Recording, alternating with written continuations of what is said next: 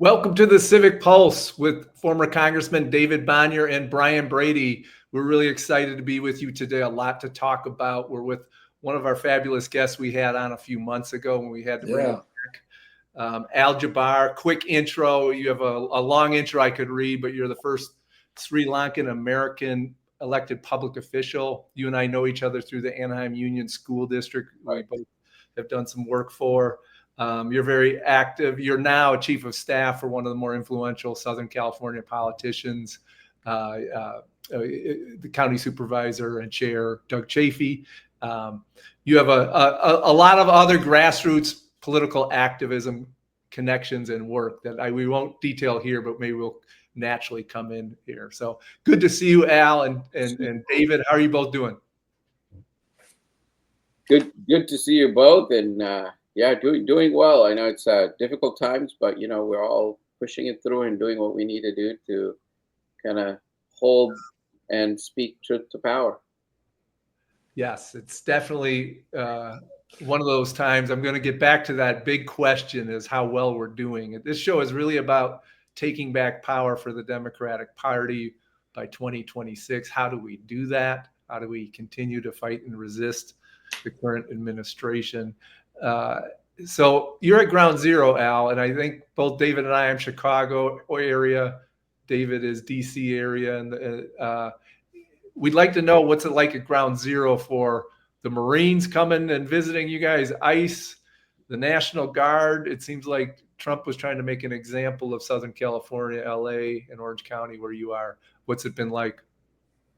Yeah, it's interesting, right? I think when it all started somewhere around June or so, when National Guard was deployed, it was really focused on LA area. I know we had some in Orange County because we had a large number of protests and gatherings, but it was also the media. I think was kind of media and the Trump administration was kind of blowing it out of proportion too. Like if you take a look at where the protests mostly happened in LA, it was like about 2 to 3 block radius.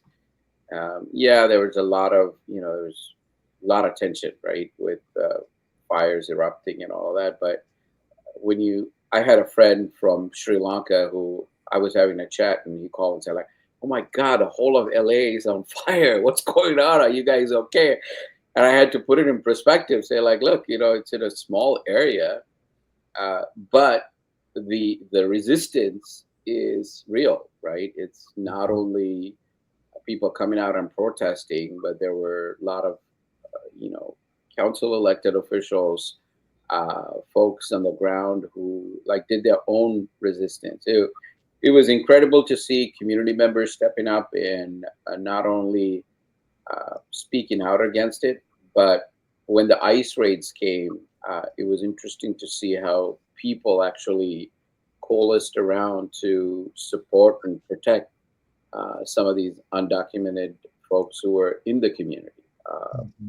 I know that one of the most famous stories, unfortunately, when I say famous, is the gentleman who was arrested while doing his job gardening at a Jack in the Box in Santa Ana. And his 3 kids were Marines, right? Yeah. And he was just grabbed, put on the ground, pummeled, and punched, and he was taken out. But that's just the story which became infamous only because of the fact that everybody focused on it, like our local congressmen, local politicians, everybody kind of rallied around because there was a story here. A father was undocumented, but he had 3 sons who were Marines, right? So that became a big story. But then there are other stories which were heart wrenching. I mean, there were families which were broken apart, and these are not criminals. These are folks who are doing their job at either a restaurant or a car wash, or doing their daily duties to put food on the table. So it was very sad to see that. In our community, we have organizations. Orange County specifically, I could talk to is that a lot of folks actually got together. We've done a lot of food drives for families, and supported in that aspect, and our elected officials. Uh, of course, Democrats, but not none of the Republicans are speaking out much. But the Democrats, from Congress to all the way to city council, school boards, have been stepping up and not only expressing outrage but organizing. So that's a good thing. We had Jose Moreno. You know Jose, I'm sure, from a southern, Orange County activist and professor, right, and former school board member too, and with you in Anaheim. Yeah. But Jose was talking. He was comparing this historically before the election that Obama deported a lot of folks. How is this different? But is this different or similar than that phase when Obama was deporting a lot of folks? It seems different, but I don't know if that's just because I'm online seeing these things. Right. I think it's different only because, well, he did. I mean, Obama deported a lot of people, right? Mm-hmm. But I think there was no chaos to it, and there was a process, and I think they were focusing on these. They focused on the criminals, right? Whereas over here, it's more looking like a bounty hunt, right? Mm-hmm. And I know they've given unofficially, I hear the number 3,500 a day that they have to kind of detain and hold for deportation. And it literally looks like that. I mean, people jumping out of the car. And then I think the other key part is no identification, right? You really don't know who these guys are. They just jump out. I've seen multiple um, videos, especially in Anaheim. Anaheim got hit, I want to say the July 4th or 5th weekend. Uh, I mean, it was literally, there were convoys walking with people, driving with folks just hanging on to the, outside of the truck, and they just jump out and they're running after folks, right? There was a video of a gentleman just standing outside waiting for the bus, and guy comes out, just jumps at him, grabs him, throws him on the ground. So there was nothing to say that these folks were criminals. They just grabbed anybody who was out there, and they were putting. So I think that's the difference. And then the difference is also that when they come out, they speak to you in such a way when you ask for identification, none of that matters. I think they're going with that kind of bravado, coming out and saying like, "Hey, we're here. We're going to do our job." I was very surprised. I was actually not surprised, but it gave me goosebumps where there was a car wash in Orange County where these guys came out and they ran in, and I think the manager had a plan.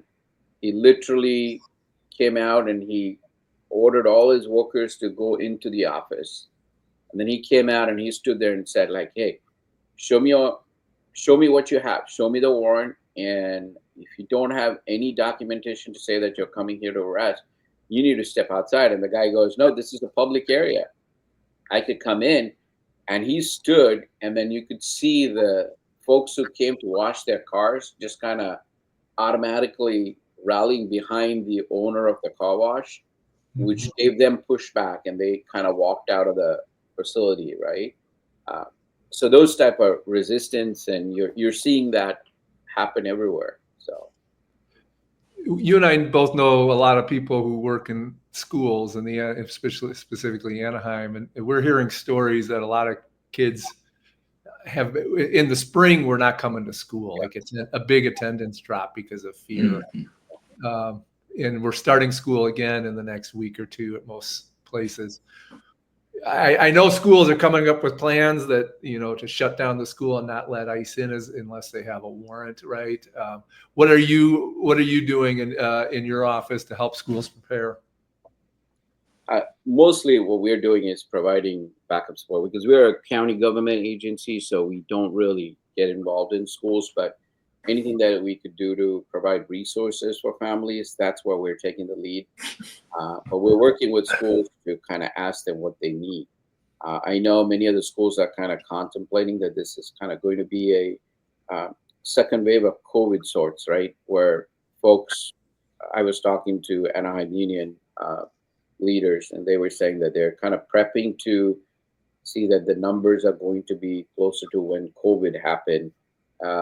And so they're preparing for online, remote learning programs. They're I know many of them are going to get a big hit in terms of budget because obviously attendance makes a difference for the school districts. So I'm Mhm. sure the California legislature is also looking at maybe supporting the schools in that end. But you're right. I was hearing multiple stories of families not sending their kids even for, practices, soccer practice or football practice. In Fullerton, there was a school which basically said that, many of their kids who were Latino who, didn't show up for practice because of they're afraid, right? So it's very unfortunate. Um, but those are the real stories of families who are impacted by this type of work that the administration is doing. And I hear the kid can be an American citizen, but he's worried about coming home and having his parents come. Right. Yeah. David, Yeah. you represented a somewhat conservative district, and if you were still representing that district today, how would you make the Republicans are trying to chip away that undocumented folks don't deserve any due process, and we know constitutionally that's not correct, but they're trying to step over this. How would you make the case to your, somewhat white nativist voters so that if you're still representing Macomb County, it's in that area? How would you make the case that due process matters for everybody? Well, I think people understand viscerally that we have traditionally in this country, not always, we've had really big lapses like in the Red Scare in the 1920s, the 1950s, but generally we've had a history of due process. Of course, the slavery, there was no due process for the majority of the people in the South, particularly. But I think what's important here is make sure that people do honor the due process that is guaranteed in our laws and our Constitution for people who are here. And a lot of communities, and I'm sure this is happening in Al's area as well, are gathering and supporting, as he mentioned, they're supporting people who have been picked up by ICE or are arrested or whatever, and making sure that those due rights are given to them. And that now there are religious people that are doing that. I know there are people in the Catholic Church that are being active in this, and probably Islamic faith as well. There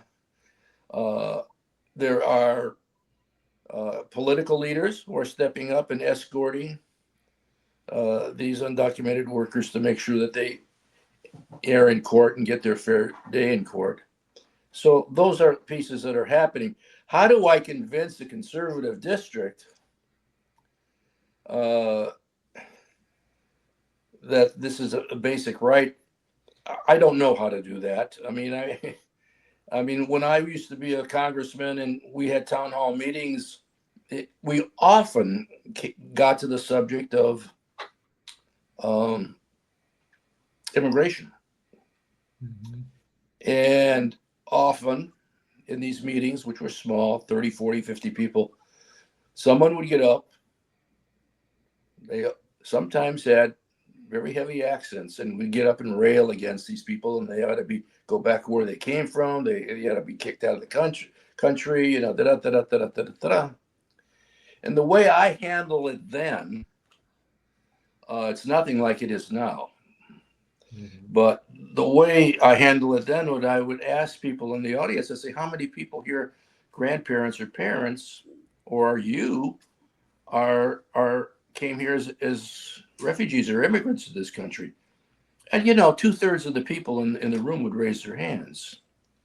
And so that kind of settled it down. Then we could get on with other things, but or that subject if they wanted to pursue it. But people don't like people coming into their neighborhoods. Now, the Mayor Basso in LA, she's taken a very strong stand, and rightly so, And so I give her credit, and I give those people who are taking a stand with her. It's just totally out of control. The president is saying to D.C., the District of Columbia, and our mayor here in Council, that you can't control your people because they had a violent crime and against a census worker, I believe it was, in Washington. So he wants to now send in the National Guard and strip the police of their powers in D.C. It's taking away basic rights of folks to have their own people police them. So I think we're in a different world here, and that's his controlling of power and being able to dictate as an autocrat what he wants to do, and we'll see how far that goes. There's some question of whether it's constitutional or not, but it's not clear. I know we have a couple of our local cities actually joined the lawsuit to stop, and I think the judge has issued an order here in Southern California, but we'll see. I think the hearing's coming up September. I want to say September 2nd week or so. The County of Orange is also contemplating it. I know we have an item coming up at the Tuesday's board meeting to see if we would join the lawsuit. So I think, again, I don't think that these guys are going to respect the authority of a judge, because it's been proven that they're not, right? Mm-hmm. But it is what it is. At least the process is going through as it should. And speaking of, Republicans, I feel like there is that compassionate side of it, where we talk about during the Bush era, right? They used to talk about compassionate conservatism. I don't know if it was there or not, but at least you have a good number of folks who are seeing that piece of it. And now the numbers, as you know, are changing on the polling data. Right. Now, I'm never always excited about that, because it seems like the numbers do change, and then at the election time it doesn't turn out that way. But I was surprised, David. Like I just saw, I want to say a couple of days ago, there was a poll number that came out, which basically was assessing the Hispanic community's support. And I want to go deep dive into the polling data itself to see, but in general, the headline was that the Hispanic community's support had doubled for Trump, right? And then I was surprised. I was like, wait, what is going on there? But it is something to take a look at and see, deep dive into it, and check those numbers to see where that validation is coming from. But I do see, I think in general, the talking points of, hey, let's deport people who have, done some kind of criminal activity or criminals, that resonates with people. But once you see these stories of folks who are your innocent, mom and pop who are trying to work their way through and be good citizens, being arrested in the way it is, that's where people kind of take a look at it. And the other piece of that is that there's a lot of employers who aren't happy with this either. That's true too. Yeah. They're losing their workers. Yeah. And a lot of the work that's done in this country is done by people with undocumented papers. It's true. You see them on our highways. You see them in our, they're in our restaurants. They're all over. Our construction industry, right? Construction, huge. Yeah, that they were talking about how that construction industry is kind of slowing down, primarily because employees are. Well, they're afraid to go to work. Yeah. And being picked up, in 1 second, Brian, and I'll stop.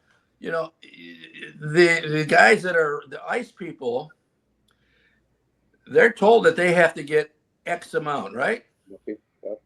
X amount, because he wants to reach 1 million people that he wants to deport. Right. So what do? They go to the work sites where they gather these construction workers and others, or their store fronts or wherever they are in the morning. Mm-hmm. And who's going to go there? And and stand there and be a target. No, that's not happening. And then they're not going to work. Same thing in the restaurant industry. I had a friend who has a landscaping business, and he's worked with this guy for 12 years. He's been here 12 years. He doesn't have any papers. 12 years. He's not been in any trouble. He's a good citizen. He's a lovely guy. I happen to know him. And he was picked up. The police came, or the ICE people came right to his car because he was going to go do a job in Silver Spring, Maryland, broke his window, opened the door, dragged him out, and took him away. Took him to Maryland Detention Center, and then from there they took him down to the border in Laredo. He's at a detention center down there. So he will be gone, and but there are thousands of people like him today. Yeah, we're just in a tough situation. I was looking at the polling, Al, just to check. Trump is still underwater even on immigration, below 45, around the 45%. People tend to like what I'm seeing on the most recent polls, his closing of the border.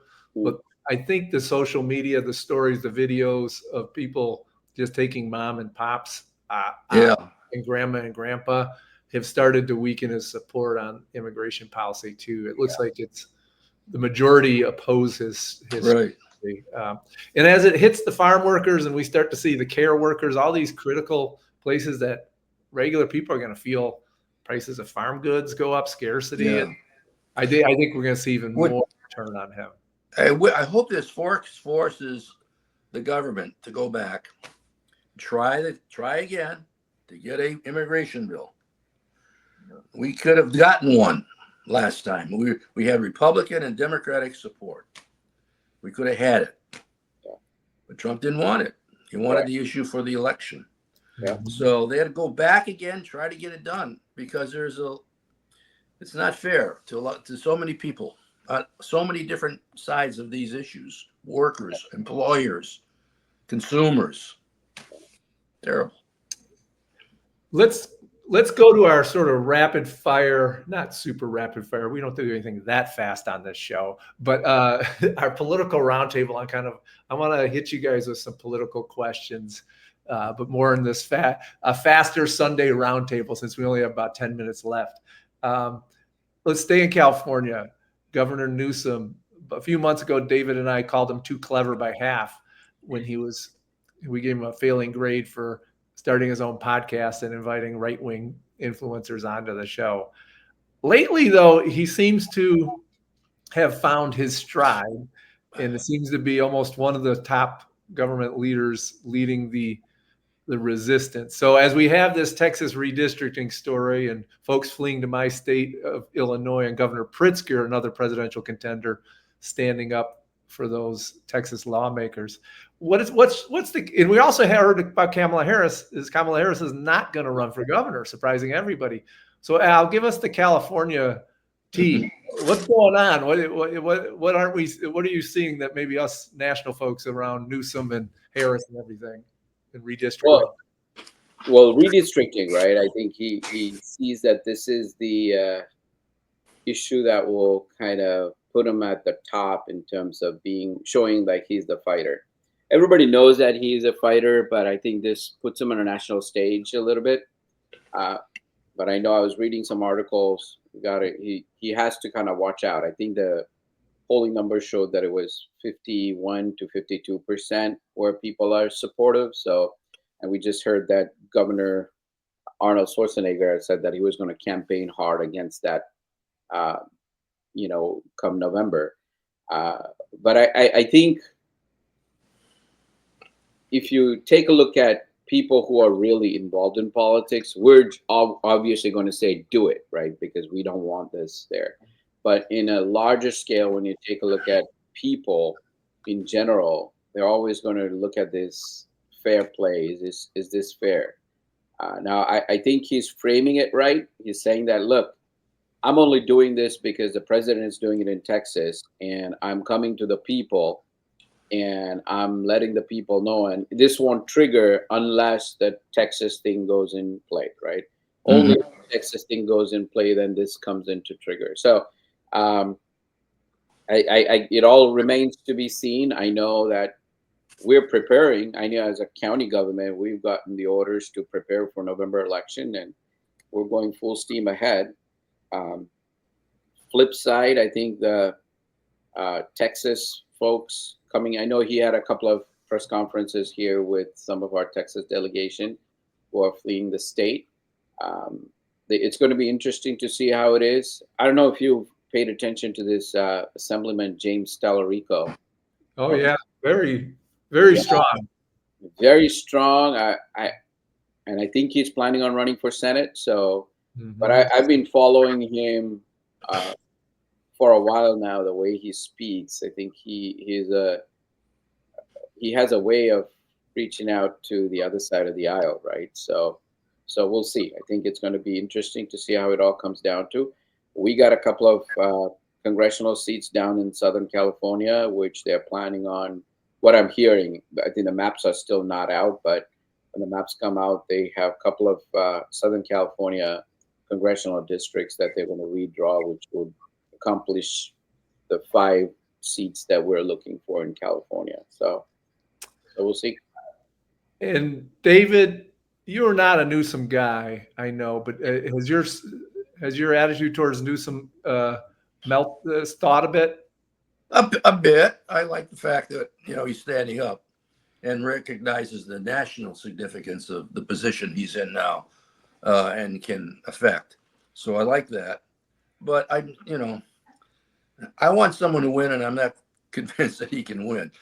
I have a friend who's running for lieutenant governor, by the way, Al, and I want to shout out his name right now. His name is Josh Friday.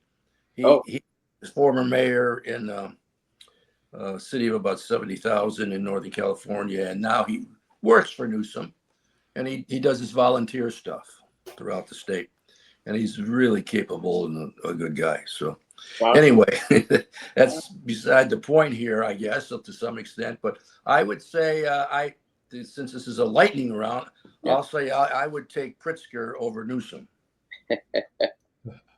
I'm going to surprise you right now. I would take Newsom over Pritzker, and what Trump's. Sorry for the Trump, but I'm of the new Michael Tomasky of the New Republic really makes the claim that's persuasive to me that dominating the media sphere, both the online sphere and the legacy media sphere, requires a dominant oratorical style, an alpha media style. And I see Newsom has kind of perfected that. It's perfected, yeah.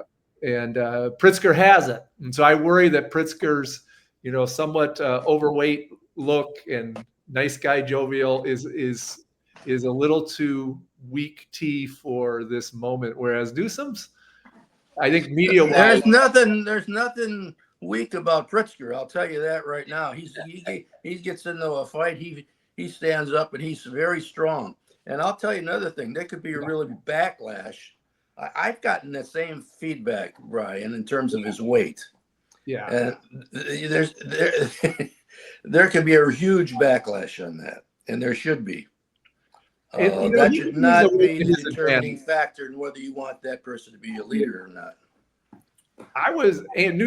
Pritzker's done a great job as governor. I was anti-Pritzker when he ran, and then he's totally won me over. He's been really an excellent governor, and he is tough and he is smart. And we just need an open race. I think there's a lot of solid candidates out there. Do you want to jump in? Plus, he's been good on this reapportionment too. I mean, he's standing up, and we're in line to help out too. He's taking people from Texas and taking care of them in Illinois. And telling the Texas Rangers he's not going to let them come in. Yeah. Right. I think, at this moment in time, you need everybody, right? All hands on deck in order to put up a fight and see where this goes. But in terms of presidential contention, I don't know. I know Newsom is our governor. He does a good job of, like you said, he's perfected the art of bringing that brash. And he's also, I think he appeared on a couple other podcasts where he's trying to show his softer side, right? He was talking about his mom when she died and how, and he teared up, and sure all of that comes into, I don't know how much of that is theater, but, but I think he's, again, I've been listening to his podcasts. you're right. He's trying to come back from his left leaning to at least to the center by interviewing all these folks. And if you listen to the storyline, he would kind of throw in that, yeah, you know what, I agree with that. I agree with that. I see you that, where you're coming from, and trying to at least set up a story that, hey, you know what, if he flips on some of these positions that he had, it's because I've had this conversation with some of our conservative folks, and I understand where you're coming from. Yeah. He's trying to sell that, because I think it'll be hard to sell him in states like Ohio or Iowa, or some of these states which are going to be tough for him to win if he were to win, even Pennsylvania. For that. Pennsylvania, Michigan, Wisconsin. It all comes down to that, right? Yeah, exactly. So how is he going to win? By at least coming to the middle before he jumps into the race. So yeah, I think he's trying to make himself. There's a point where you hit the level of celebrity like Trump has, where you're no longer from a region, you're just a major celebrity.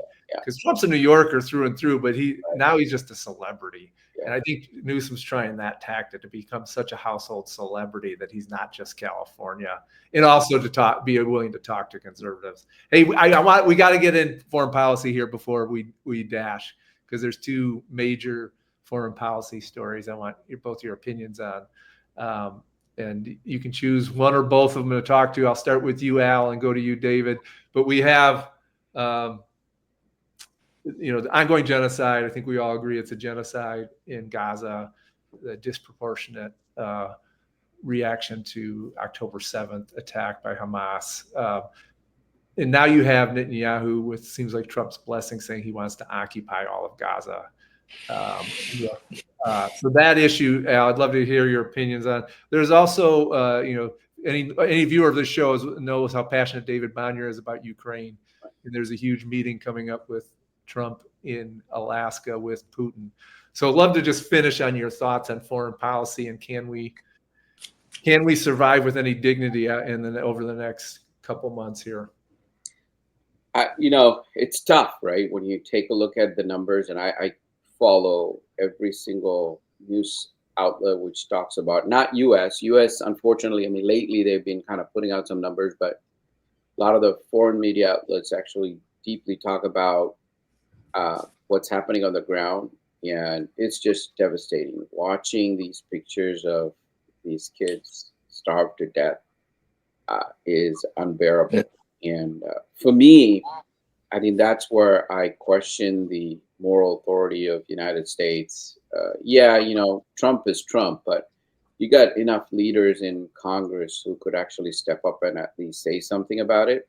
I know they took a shot where Bernie was successful, but we had 27 Democrats for the first signing up. But I'm disappointed in our two California senators who actually just didn't show their leadership on this one. Mm-hmm. But it's tough. It's tough I think you talked about it at the beginning in terms of Democratic Party politics.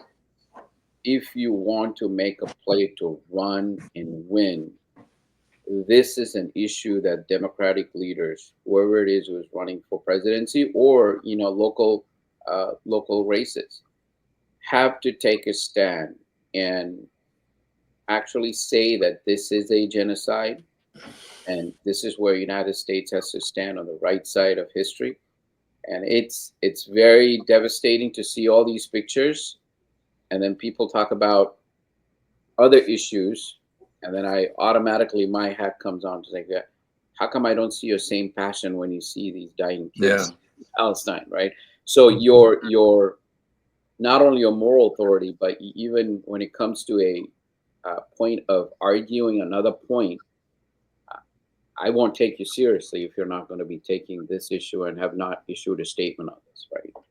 And I know there's a big factor in terms of AIPAC playing the money game in the back, and everybody's afraid of that piece. But I think there are some courageous Democrats who are stepping up, and I hope that it continues.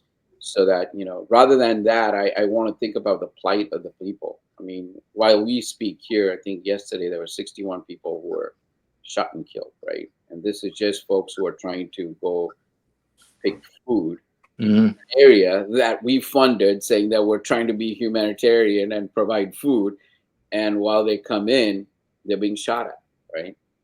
I would encourage you to watch that lieutenant who just came out and issued a statement Yeah. about what happened while he was serving there, helping this humanitarian mission, so to speak, and eloquently says what was done. Uh, Mhm. After watching all that, if our leaders in Congress cannot have the heart to take action, I don't know what else to tell you. They shouldn't be there. Yeah. They should not be there. After 2 years of this, Yep. constant showing of this on television, photos, film of the destruction of 60,000 people in Gaza, most of them innocent men, women, and children, and older people. And then to have this hunger piece added to that, it's unconscionable. It's a scar on our country, a stain on our country that is significant as anything we've had. It matches, not maybe matches, but it's in the same category as slavery. And we have been complicit in this, We have. in our silence and in the positions the Democratic president took by providing the bombs Yep. and the intelligence to murder these innocent people.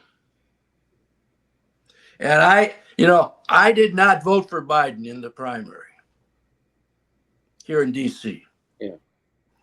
Because of this. And in Michigan, where I'm from and served politically for many years, he lost Michigan because of this issue. No question in my mind.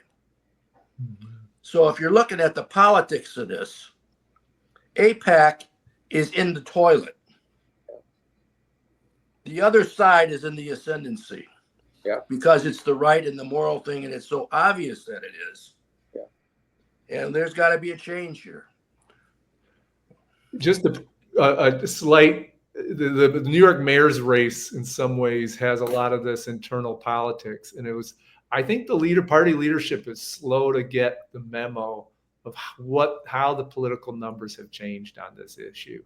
If you look at Mamdani's poll rating in New York, he's leading among Jews, and that's totally shocked Right. the establishment. It didn't Right. shock those of us on the ground who have liberal Jewish friends and neighbors and family, You're absolutely right, Brian. But, the political leadership in Washington has failed to get the memo over the last 2 years. It was obvious in January of the election year, not this January, the previous January, that Biden was, sorry for the toilet analogies here, was in the toilet. His numbers were terrible with everybody. Yeah. And this is where I think Democrats are going to, it's going to be a reckoning, right? I mean, if they don't, and unfortunately, I see this even here locally. I mean, at the local party level, you're seeing people not wanting to talk about this issue or engage with people who are talking about this issue. I really, that just baffles me. On one side, they say that, hey, we need to win congressional seats and we need to get organized. But then they're shutting out people who are, talking about this issue, talking about the genocide, talking about how you need to change, the party needs to change the messaging on this. They're being shut out, right? California Democratic Party just recently took out two people who've been talking very eloquently about this issue at the central committee level. They just kicked them out of committees, right? That's there. And then even here in Orange County, I'm not seeing, I think it's just people have not spoken to the folks who have led on this issue. And I don't understand, if you're trying to create this big tent and engage people on this issue, you have to come to a reckoning about this issue. And you have to start engaging folks, because I'll tell you right now, the Muslim community, the Arab community in Orange County, which has been pretty big, and they've supported Democrats in the past, are not going to spend a dime this time around. They didn't do it in the last election cycle, and they're not going to do it now. And they're, unfortunately, not a good political strategy, in my opinion. There are folks either sitting at home or they're supporting third-party candidates. And we're trying to engage them to say, like, hey, we have to be strategic around this. But I think people who are writing the checks are like, why would I want to write a check to a party which is not standing up? Yeah, they're not going to do Republicans, but they're not even going to write a check to, they're not going to write a check to Democrats because they know that they're not. Right. So they're individually looking for candidates who are going to be talking about this issue. We have a local congressman. Fortunately, he won with a slim majority. Although they're threatening him with money being spent against him, he's taken a stand and he's spoken out against the genocide on the floor. So, people are rallying around that. And the part that I want to underline is young people, if you want to engage them, this is the issue which for them, right there, it's right in front of them, social media. They're seeing kids starving. They're seeing kids with, skin and bones. And they're going to look at it and go like, we know the Republican Party is not going to stand for it. But Democrats, you keep talking about being progressive, but you're progressive except, I keep calling progressive except Palestine, right? That's what happened to Mamdani. At the end of the day, nobody wants to endorse him from the leadership, including the minority leader, primarily because of this. And it's very sad. Well, the tea leaves are going to change for these folks. Durbin and Duckworth, our senators in Illinois, were part of the 27 that voted. And I think, I'm in what's called the Jewish district of Illinois, represented by Jan Chakowski, who's stepping down. And who's leading in the polls right now is a Palestinian descendant, Kat Abu Ghazaleh. She's a social media influencer, but I could see her winning this district. And it's going to shock people. I think the only thing that'll change these establishment folks is ballots. But I think over the next 6 to 9 months, we're going to see the establishment wake up just when the votes get counted. That's too late. Too late. Yeah. Too late. They need to start right now. We're going to have to save Ukraine. We shouldn't give it short shrift. Well, we don't know what's going to happen, and we'll see. But not looking really good that he's not at the meeting and that they're talking about giving land back, but we'll see. Well, Al, you're the first repeat guest we brought on. We hope you'll be one of our regulars here. We love talking to you and getting your insights. And you also give us the other coast view. David's on the first coast. What's the first coast? The Atlantic, and the second coast is California, and the third coast is Lake Michigan. And No. We're not going to get labeled 3. That's the problem. That's part of the problem right there. A proud third coast. All right. Okay. Have a great Sunday. Thanks so much, Al. Thank you very much. Thank you for having me. Thank you both. Bye-bye. Bye.